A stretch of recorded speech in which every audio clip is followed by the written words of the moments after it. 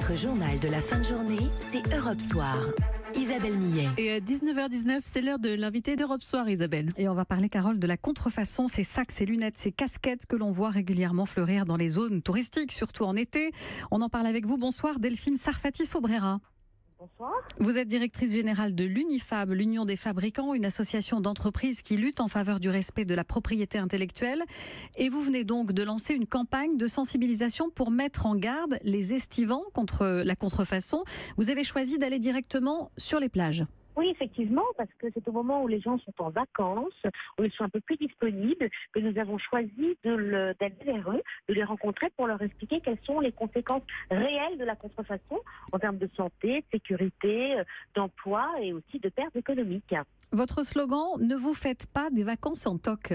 Effectivement, ça peut paraître original, mais ce qu'on achète en contrefaçon, c'est toujours une mauvaise affaire. C'est toujours de la pacotille, de la mauvaise qualité. Le contrefacteur, il fait toujours l'impasse sur ce qui coûte cher. Ça peut être l'anti-allergène, l'antibactérien lorsqu'on parle cosmétique ou parfumerie. C'est la matière première lorsqu'on parle de la maroquinerie ou de pièces détachées automobiles. Et de toute façon, le consommateur est toujours perdant. Donc il faut faire attention à ce qu'on achète, notamment sur les marchés l'été, mais aussi sur Internet. Oui, parce que non seulement c'est illégal, mais ce que vous nous dites, et c'est important, c'est qu'en plus ça peut être dangereux. Bien sûr, les produits de contrefaçon sont souvent dangereux dans la mesure où ce sont des produits qui ne respectent pas les normes, ils ne sont jamais testés, ils peuvent provoquer des accidents, des allergies au mieux, et parfois ça peut même être beaucoup plus grave.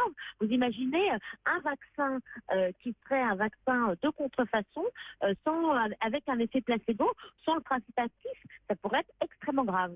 Alors le coup d'envoi de cette campagne, elle a été donnée hier à Cannes. C'est un lieu qui n'a pas été choisi par hasard. Cannes est une ville marque, c'est une ville où il y a énormément de touristes et également une ville qui est proche de Vintimille et de San Remo, où il y a actuellement beaucoup de contrefaçons encore en vente. Parce que les marchandises contrefaites transitent beaucoup par l'Espagne et par l'Italie ? Oui, la contrefaçon transite par l'Espagne, par l'Italie et également à travers les ports de Marseille, mais aussi au nord, un peu plus au nord, du Havre ou à Roissy-Charles de Gaulle. Ce qu'il faut dire aussi, Delphine Sarfati-Sobrera, c'est que le coût de la contrefaçon est colossal. Effectivement, la contrefaçon, c'est une perte pour l'économie, mais aussi une perte d'emplois importante. Il faut savoir que c'est presque 7 milliards d'euros par an perdus en France. En France, oui. Et 35 000 emplois perdus chaque année en France également. Ça représente 5 à 7% du commerce international. Quelle population est particulièrement ciblée par la contrefaçon, plutôt les jeunes ? Alors aujourd'hui, tout le monde est ciblé et tout le monde peut acheter de la contrefaçon. Bien sûr, à cause d'Internet. C'est un moyen de distribution pour tous les produits qui est exceptionnel et qui sert beaucoup à tout le monde toute l'année. Mais c'est comme il y a aussi un côté sombre. Le côté sombre de l'Internet, c'est la vente de contrefaçon. On a parfois la photo du vrai produit et on se retrouve une fois qu'on l'a commandé avec un faux produit entre les mains. On se fait parfois piéger. Ça n'est pas toujours volontaire d'acheter de la contrefaçon.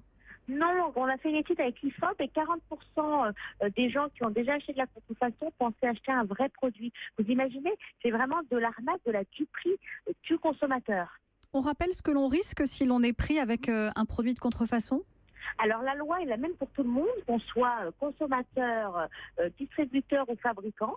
En France, c'est jusqu'à 7 ans d'emprisonnement et jusqu'à 750 000 € d'amende.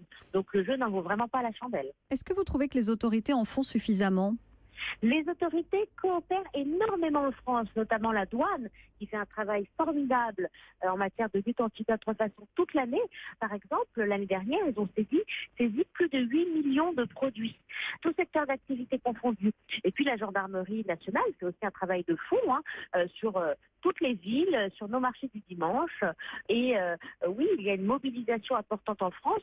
On aimerait qu'elle soit identique dans tous les pays du monde. Merci beaucoup en tout cas Delphine Sarfati-Sobrera, directrice générale de l'UNIFAB, d'avoir été l'invitée d'Europe Soir.